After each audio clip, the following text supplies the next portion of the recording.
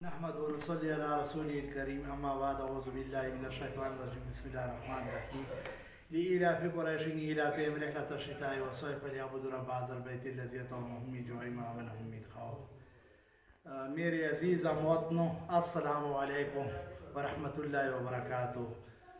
میں پاکستان معاشی اقتصادی سیاسی مہنگائی بحران سے دوچار ہے. 22 کروڑ پاکستانی عوام سخت پریشان ہے، بھوک سے نڈھال ہے.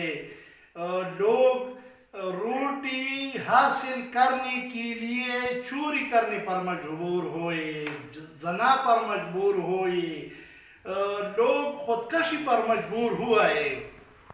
میں حکومت وزیر اعظم شہباز شریف اور پی ڈی ایم قیادت اور سابق وزیر اعظم عمران خان اور پی ٹی آئی قیادت، دونوں قیادت سے اپیل کرتا ہوں، جزانہ غریبانہ اپیل کرتا ہوں کہ پاکستان کے 22 کروڑ عوام پر رحم کرے، آپس میں مذاکرات شروع کرے. جو کمیٹی مذاکرات کے لیے بنایا تھا وہ کمیٹی بحال کیا جائے. ملک میں متفقہ طور پر نگران حکومت قائم کرے، متفقہ طور پر انتخابات کے لیے لائحہ عمل کی منظوری دی جائے، انتخابات کرایا جائے تاکہ پاکستان کی 22 کروڑ عوام اس کنفیوژن، پریشانی، ڈپریشن سے نکل جائے. ابھی تمام پاکستانی کون ڈپریشن کا شکار ہے. میں دونوں حکومت اور اپوزیشن سے اپیل کرتا ہوں کہ جو ادارے پاکستان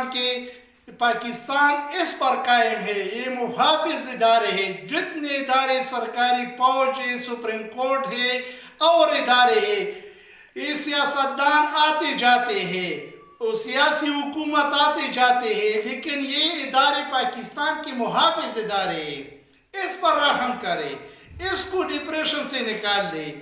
آپ دونوں بھی وزیر شہباز شریف بھی ڈپریشن کا شکار ہے، عمران خان بھی ڈپریشن کا شکار ہے، اس کی قیادت بھی ڈپریشن کا شکار ہے. اور پارسی کا مقولہ ہے کہ نہ جائے ماندن اور نہ پائے رفتن، نہ آگے جا سکتے نہ پیچھے جا سکتے. اس کا واحد حل ہے کہ ملک میں عام انتخابات کرائے جائے، نگران حکومت قائم کیا جائے، پاکستان کے 22 کروڑ عوام پر رحم کیا جائے. یہ سیاسی اختلافات کو دشمنی میں تبدیل نہ کیا جائے، اس سے عوام بہت پریشان ہوتا ہے.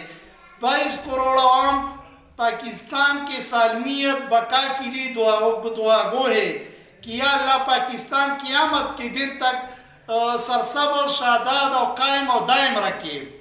دونوں پارٹیوں کو چاہیے، دونوں قیادت کو چاہیے کہ مذاکرات کریں. مذاکرات کے بغیر کوئی حل نہیں ہے.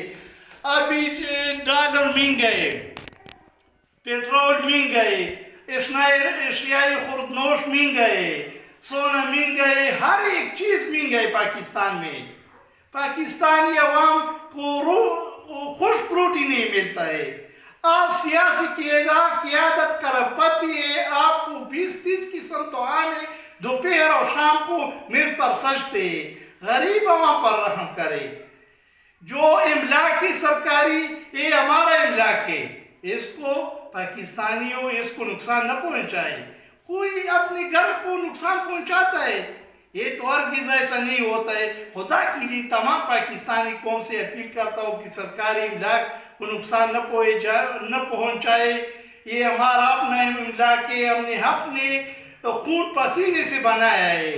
اور تمام پاکستانی آپس میں مل بیٹھ کر مذاکرات کا راستہ اختیار کیا جائے. حق، انصاف، رواداری، بھائی چارے، انسانیت، مسلمانی، پاکستانی جذبے کے تحت آپس میں مذاکرات کرے، دشمنی ختم کرے.